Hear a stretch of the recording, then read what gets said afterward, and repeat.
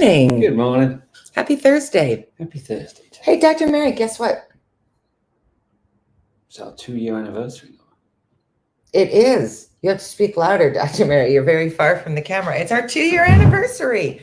Happy anniversary. Happy birthday to Daily Dose. We're kind of waiting on a guest.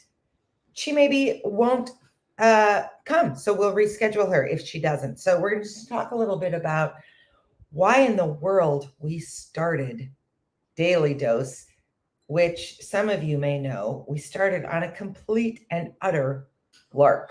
Do you want to talk about July 14th, 2020, Dr. Mary? Or not? What's that? Yeah, we were just sitting, actually, weren't we just sitting out in the backyard and you said, let's do a podcast? No, we've taken Heroic Public Speaking. Oh, that's right. So we're taking this 2-day free training from a right outside of New York City based company called Heroic Public Speaking, Michael and Amy Port. And it was all about how to sort of up your public speaking.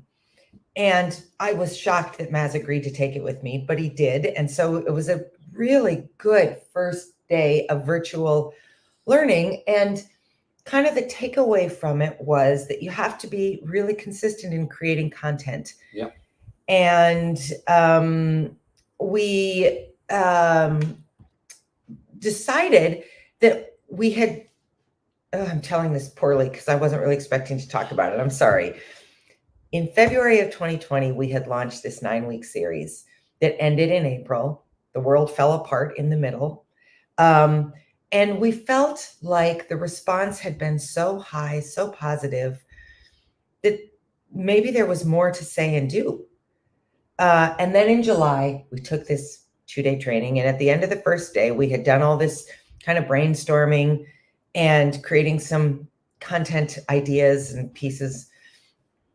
And I said to you, what if we just went back and started doing some live streams? Very, very focused, no more than 15 minutes every single day, consistent time. I would, for the most part, not go down political rabbit holes. They would just stay on target. And you agreed. Yeah. And so the next morning, July 14th, we just went live. We were sitting out on our deck. I had made toast, which you ate all of it. Oh, yes. Which I do am remember still that now, yes. reeling from. You clearly haven't forgotten or forgiven that I ate your toast. Well, you don't get over good toast. Come on. It was good. It was good, I imagine. So we started this journey. And if you go back and watch those early episodes, one, I'm holding the camera. We're filming off of my phone. And I'm holding the camera. So a few minutes in, you start to see things kind of wiggle. Guess what? Our guest is here. All right. Hold on one second. I'm going to shift the banner. I'm going to bring her on camera. We're going to go to this. Good morning, Larendee. Good morning. Good morning. Good morning. Thanks for joining us. Oh, my pleasure. Sorry, it took me a minute to figure out where I was landing this morning. That's all right. It's nice to meet you. Nice to meet you. We are celebrating, in addition to you being with us, we're celebrating our 2-year anniversary of Daily Dose today. Wow, I feel so honored to be celebrating with you today. Thank you. Yeah, it's a big deal. We didn't really know what we were doing when we started. I'm not absolutely certain we still really know what we're doing, but we just keep showing up, so it's all right. And 2 years is a big celebration. The fact that you've stayed with it, and just so many great things to celebrate. So congratulations! Thanks so much. Thank you very much. But let's transition over to you and talk about your work, which is older than 2 years, but also beautiful and substantive in its own ways. So you are the executive director and founder of the Miracle Activation Center. So tell us what that is. Okay. So it is older than 2 years, although it feels, I have to tell you that every day feels like we're just getting started. And I guess I think I learned years ago that if I can wake up every day and then bookend my day feeling that I learned something new, and then that's really fantastic. But the genesis was really, I was walking home from an executive networking organization that I belonged to. And I was in Brooklyn, New York. It was the corner of Myrtle Avenue and Carlton Avenue. Okay. And I don't think I'll forget that. And I was walking home and I just kind of got this download. I don't know how else to describe it. And the word that came to me was Miracle Activation Center. So I called my husband and I said, can you check and see if this URL is available? And he said, that's a great name. That's not going to be available. Checked, it was. And I said, buy it right now. And he said, what are you going to do with it? I said, I have no idea. Yeah. And for the first time, in addition to the Miracle Activation Center, I also own a consulting company that I've owned for 19 years. And in that, we do a lot of management consulting and turnaround consulting, startups, shutdowns, whatever the case is, a lot of M&A work, mergers and acquisitions. And so for the first time in my work life, I didn't go home, sit down and start writing out a business plan.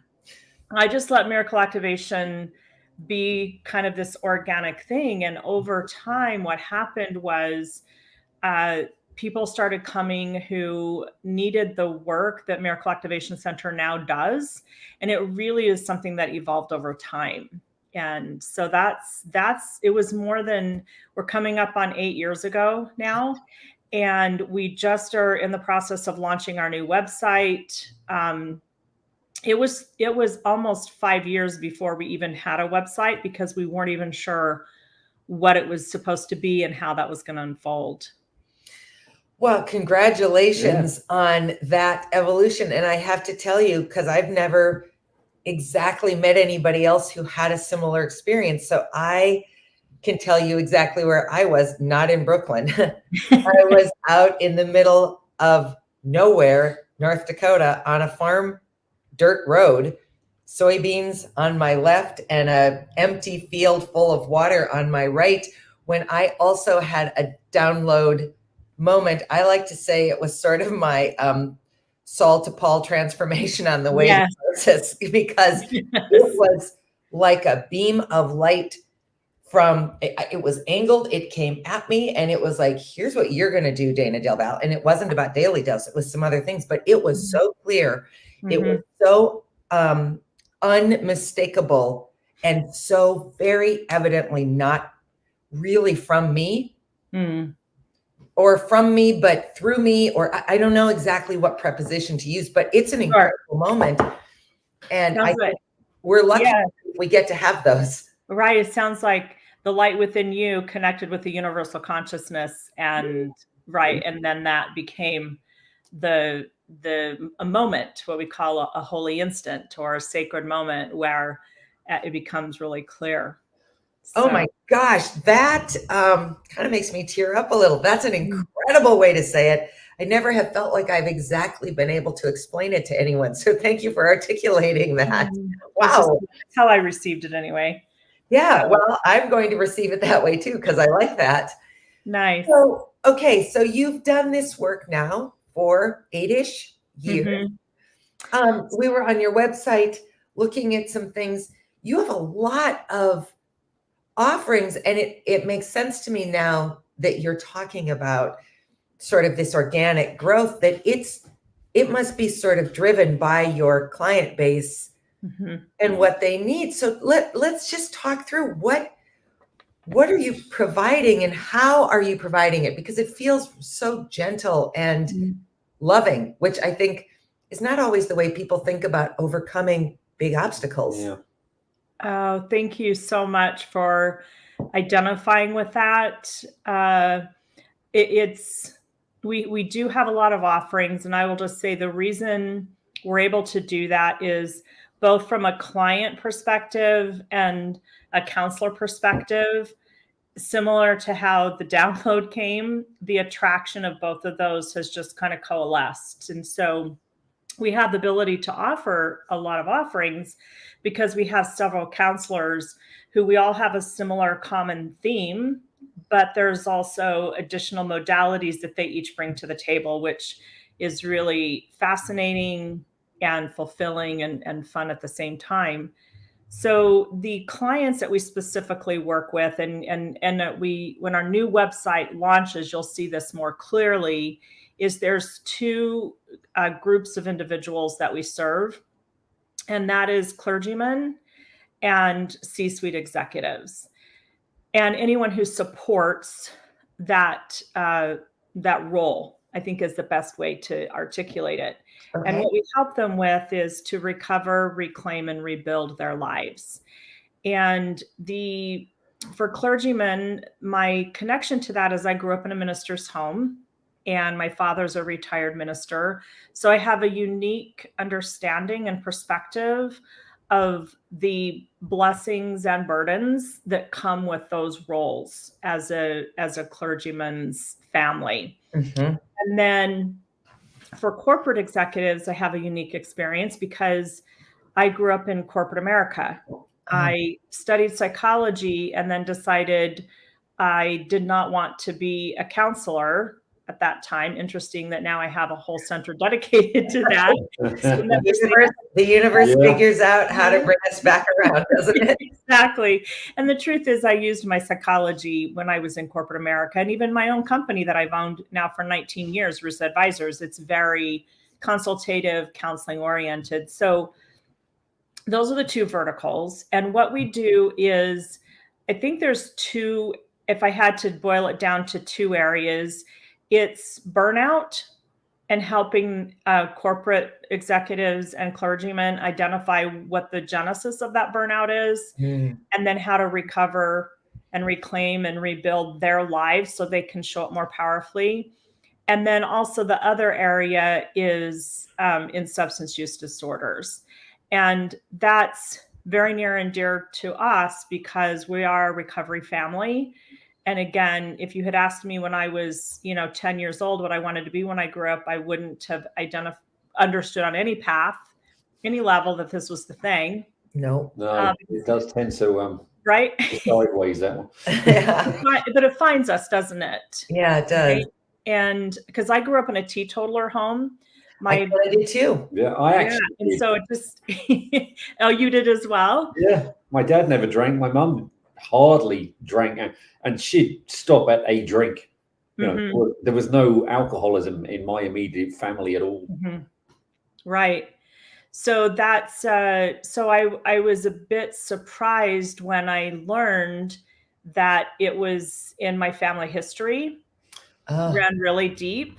The reason I grew up in a teetotaler home was because my father's mother died of alcoholism. So the way we solve that is we just don't drink. Sure. This is the way we think about it, right? Yep. And my mother was subjected to a lot of abuse at the hands of her older brothers because of their alcoholism. So we can understand the thought process, but it doesn't solve the underlying challenges, does it? So when I started to, I was in my first marriage when I realized, Houston, we have an opportunity. I didn't know what to do with it. And the addiction there was not substance use oriented. And that marriage ended. And I married my current husband, and 2.5 years into my relationship, my marriage with my current husband, we identified that he had an alcohol. He was an alcoholic, and I have permission to share, by the way. So, when this happens, and the problem was always with them, it wasn't my issue. we could just get them better.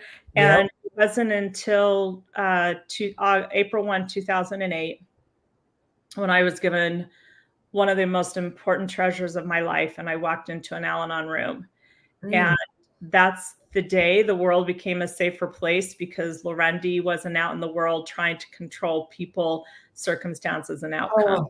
So that's kind of the recovery part of it. And, Mary and Dana, I thought that I would be working with families mostly because that was my story, right? Now we're all recovering from something. So guess what I found out? I also have some addictions to confront and to embrace, right? Yep. But what's happened is I would say 50% of the work that we do is with what we would call the identified client or the identified patient, the qualifier. And then half of what we do is with families. So that's kind of in a nutshell. There's a lot there, right? A lot to unpack, but that's kind of the beginning and kind of the middle of it. So I have a question. So if an addict comes to you and on your statement on the website, it's a nice statement. I'd like you to identify that. How, when you say that you make the invisible visible and bring clarity to every situation, how would you do that specifically for an addict reaching out for help? How do you onboard them, if that's the correct phrase to use? Sure. Thank you so much for the question. So that comes from another thing that happened is over time, and this actually happened when I was doing some work around my corporate consulting company, is I really wanted to identify some pillars that it didn't matter who I was working with or who I was talking to or what we were doing, that here's the 3 pillars of who we are, irrespective of the assignment. And so that also kind of came as a download. It wasn't quite as dramatic as Carlton and Myrtle. However, it did come, and it was over a period of time. And the 3 identifiers is that my personal mission is to be a channel to eradicate physical and spiritual hunger in my lifetime. And on that particular issue, I believe that it's a distribution and education issue, not a supply issue. To eradicate spiritual and physical hunger. The second was to bring clarity to any situation. And third was to make the invisible visible. So back to your question, when it comes to addiction, the more research we do, we understand that the opposite of addiction is not sobriety. That's the tool. The opposite of addiction is connection. Because at our basic level, as human beings who are, spirits who are having a human experience, is this desire to connect.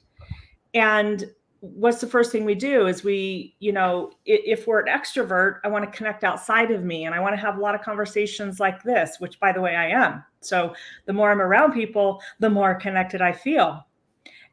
But what very often happens is I'm attracted to introverts. So you can only handle so much of me. And then what happens when you go away? Or if you're an introvert, you want to be connected to a point, but you can get drained really easily. So making the invisible visible and bringing clarity for us, the first step is, or maybe the second or third, depending, is to help you recognize that the power to heal is within you. And that is not something that's outside of you, and helping you reconnect to the godness within you, that spark that was put in you the moment you were created in the mind of God, and bringing that clarity and that visibility to you so that you're empowered to operate at a higher state of consciousness than maybe you have historically. And then we walk the journey and help you discover what's going to be the best journey for you, right? We're privileged to walk beside, share our experience, strength, and hope, facilitate, but we can't heal you. First of all, you're not broken. You just forgot, right? You just forgot that magnitude is there. And if we can have some experiences together, some miracle moments where you can have some of those divine interventions, divine moments, then that's really incredible, because now you have your own experience to draw upon. So when I go away or whatever happens, there's not a vacuum created. If that makes sense. Absolutely.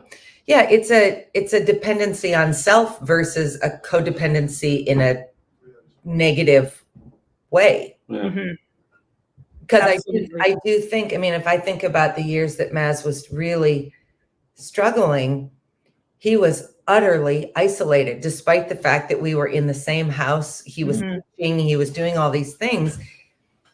He was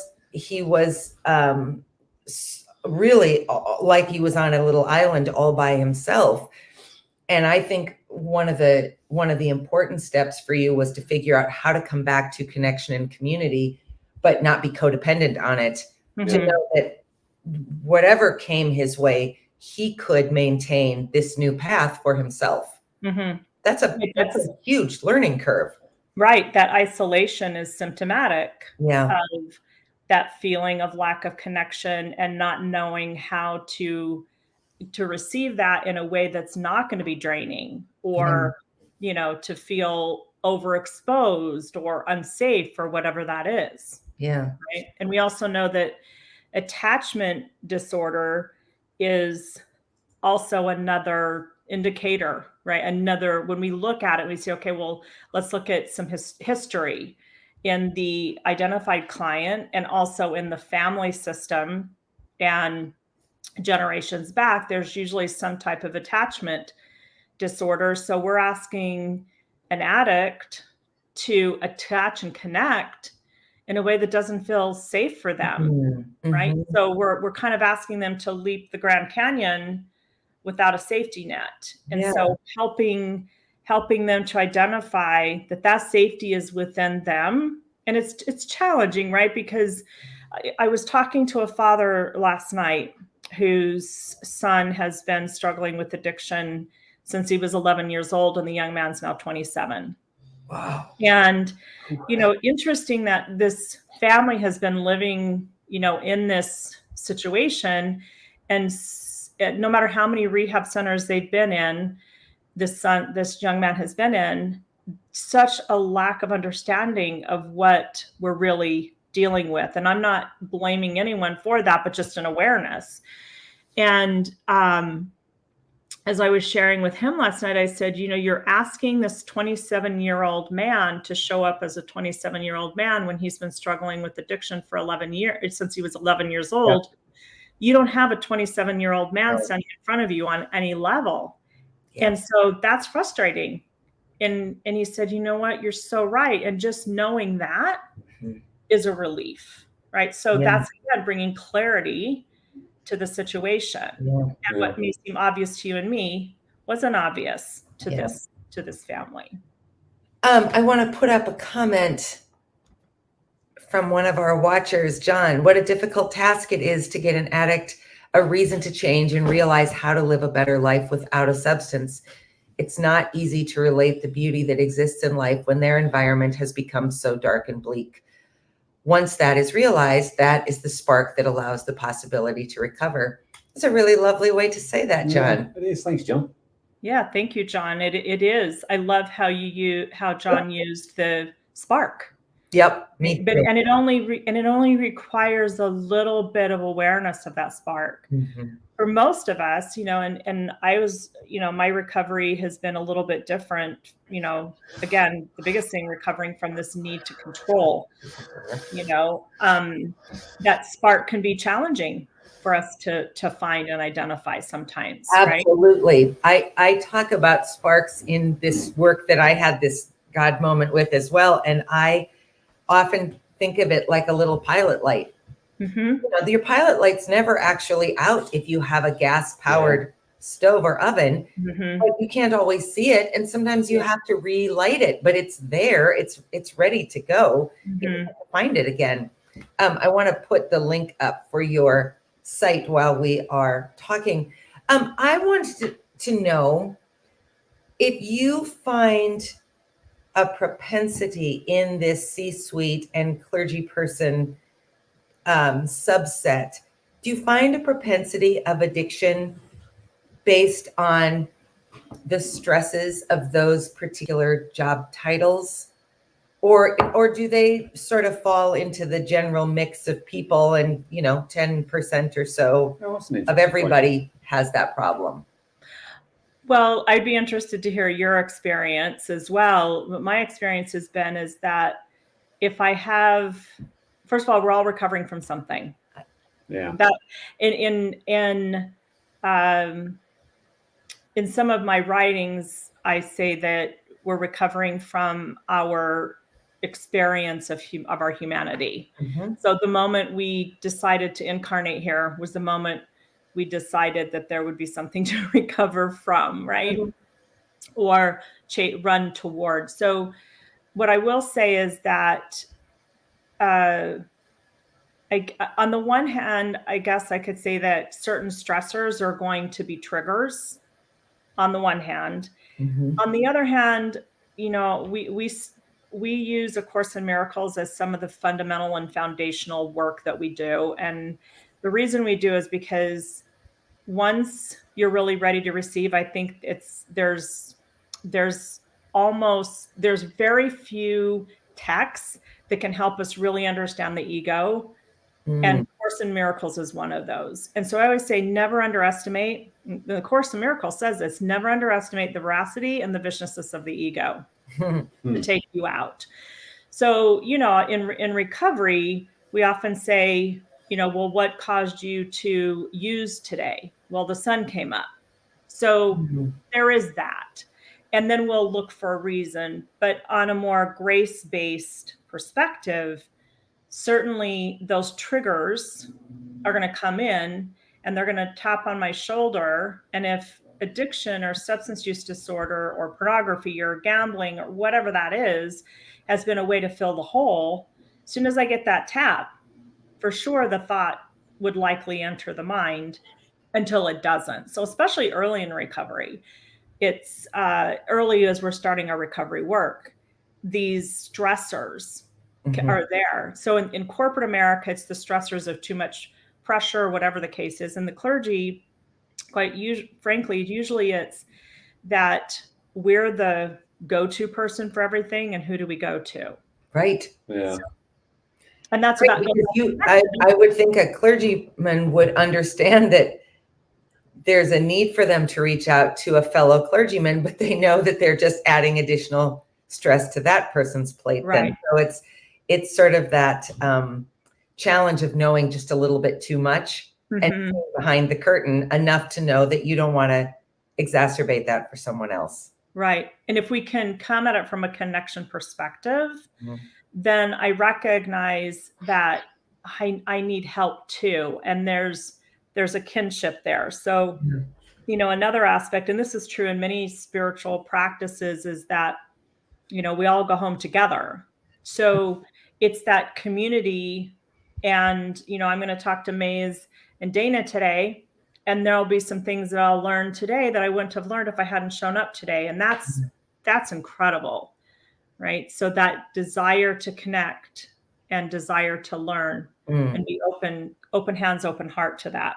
Yeah. That's lovely. That is lovely. So, with your new website coming, what else is on the horizon for you? What are you working on? I'm not sure you need to work on anything more, but Yeah, you seem to have many irons. I yeah. Right now. You know what I continue to work on is to wake up every day and to show up with I'm here to only be truly helpful. And I don't need to know where to go. I don't need to know the plans. I just need to show up and say, where am I meant to be today? And it's similar to how, you know, Dana, you and I met. You know, this wasn't on my radar on any level, you know, a month ago. Yep. But there was just, I call them divine appointments. And so what I do every day is I pray for the gift to be able to have a conversation like I had last night with that father. Yeah. Or with an addict who has reached the end of their rope and they can't see a way out, and that we can provide opportunities and first of all, to connect within themselves so they can make the best choice for themselves and let them know that there are options. So you've said some really beautiful phrases, divine appointments, some light stuff, some spark stuff. I'm going to go back and watch our conversation again, because you've really given me many, many things to think about, which I feel very grateful for. I guess unless you have other questions. No, just an observation. I'm delighted you set this up, because it gives another facet to people who are all different to reach out for something that connects to them. There's a lot of people that don't like going through the AA program because they're uncomfortable with the Christianity that comes with it. But there are others who embrace it. And I know some that say, some people say this is very Christian based, but it's not Christian based enough for me. So it's like to actually meet you, to have something for. I mean, as a Catholic, if someone comes up to me and says, I need a lot of faith-based thing, I think, well, I'm also a European, so European Catholics are kind of stoically stand off and think, oh dear, I don't know how to help. To have an organization where you can actually embrace that for that particular type of individual, that's fantastic. Yeah, the divinity piece of it is really lovely. Because for people who are uncomfortable saying the Lord's Prayer at the end of a meeting, right, and for people who think that's not enough, that I'm glad there's something that can attract those, as well as very very non religious AA meetings. Obviously, the only way forward. So. Right. Thank you. We hope that we can be a possibility, for individuals, and we work with people of all faiths and no faith. And because, again, the beautiful thing is the answers are within you.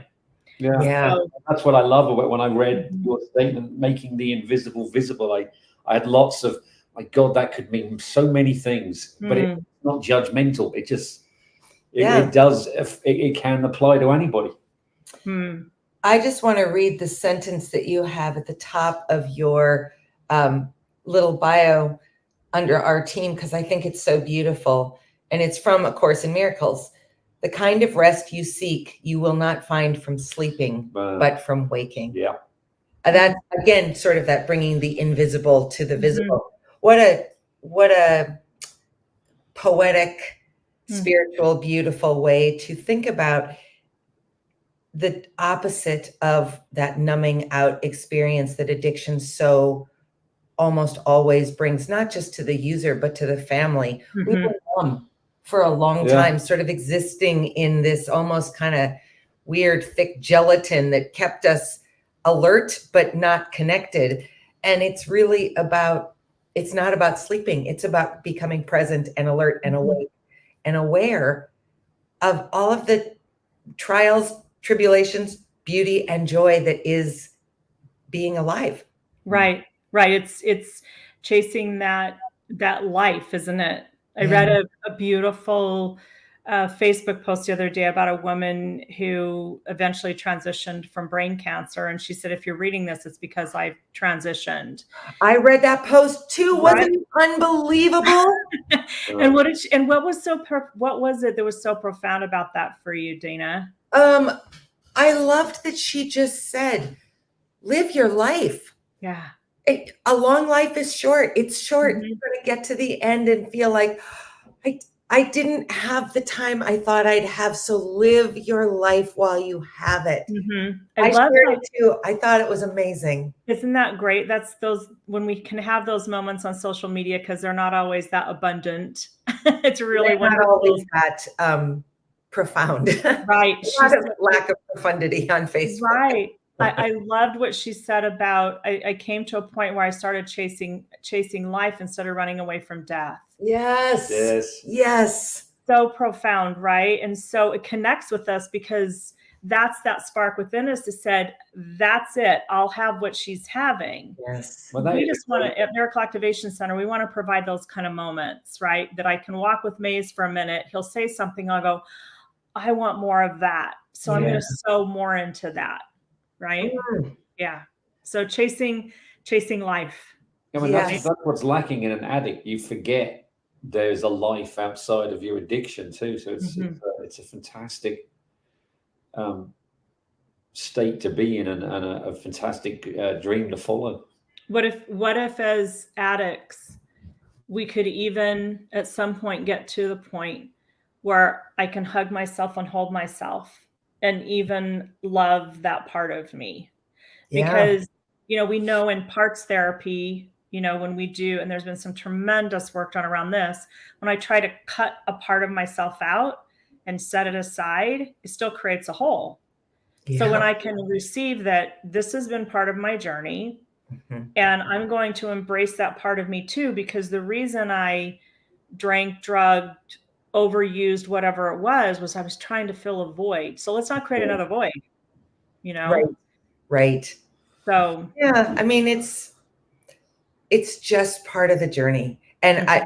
what attracted me most to your site was this notion of we're all recovering from something.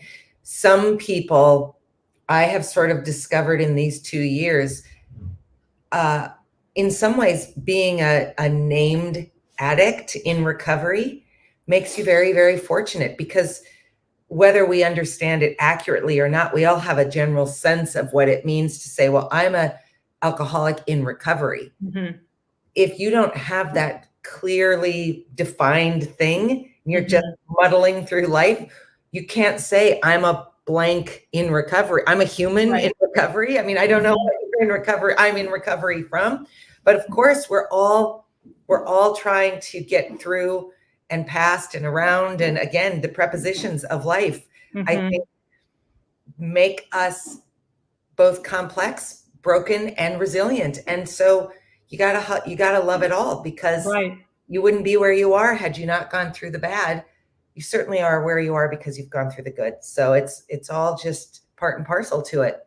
It's Yeah. a journey. It's just a continuation of the journey, isn't it? I Absolutely. had an experience the other day where I was doing a meditation, and at the beginning of the meditation, I felt like I was at this fork in the road. Like I was standing at the beginning of two roads, and it felt really confusing and disconnected, and I didn't know where to go. And then I just felt, kind of at the small of my back, this hand leading me to one way. And it wasn't that right path. It was, I coincidentally happened to be on the right. Uh-huh. It wasn't that was better than the left. Mhm. But as I was standing at the fork in the road, I kind of felt like I was jumping between two roads, and how disconnected that felt. And as I walked down that right path, it was, you've always been on this right path. There was never an intersection. It was just a continuation of the journey. And I Yeah. think most of us can connect with that on some level, right? There's twists, there's turns. Sometimes I get to walk beside the beautiful clear crystal streams. Sometimes I'm on a jagged path, but it's still just the journey. Absolutely. Yeah. Yeah. That's a good way of looking at it. Yeah. Well, Larendee, this has been so Yes, thank you. lovely. It's a I'm so delight to glad meet we you were able to connect. and listen to your vision and view on how to deal with and help people who struggle. Well, thank you. Just in closing, I would like to give some gratitude. We didn't talk about this, but we have a son that that didn't win his battle with depression and anxiety, and fortunately, when he passed, he was clean. So if that's any consolation, although from where I sit today, I don't want to make that as the amazing moniker. But he's with us every day now in the work that we do. And I just want to give so much gratitude to him and thank him for helping me find my way into the Al-Anon room. And thank you to my husband, because they, in my estimation, even though there's no order of difficulty in miracles, I say they had the harder journey. Mhm. And without them being a part of my life, I'm not sure April 1, 2008 would have happened for me. And I'm so grateful to be in recovery and to have belonged to such an incredible universal family that's doing this. I think that if we can find our way back to connection and community with the people we love, it's one of the great blessings to have gone through this with someone. I sure wouldn't wish it for people because it's a hard journey, Mhm. but it has, for me too, been one of the most profound experiences. I could never have become the person I've become Mhm. without having lived with it. I wouldn't have picked it, but Mhm. I'm so grateful for it. So it's an incredible thing to get to look at something so difficult, such a dark Mhm. period, with grace and gratitude. So thank you for Thank reminding you. us of Yeah. that. Yes. And for just showing up. You might be among the calmest, gentlest spirits I have ever experienced through a screen. It Yeah. really, I feel like my breathing has slowed down. Everything has just modulated in the most beautiful of ways. So I wish you luck with your very best future of luck. work, and say to anyone watching this who needs this healing path, sign up.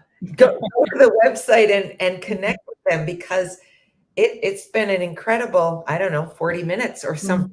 I feel like we got a real gift today. So thank you for that. Thank you very much. Thank you. And thank you so much for the work that you're doing in the world. Thank Well, you. we'll stay in touch, and we will be back together again. I'm sure we will. Everyone else, we'll see you next week. See you next week. Bye. Thank you. Bye-bye.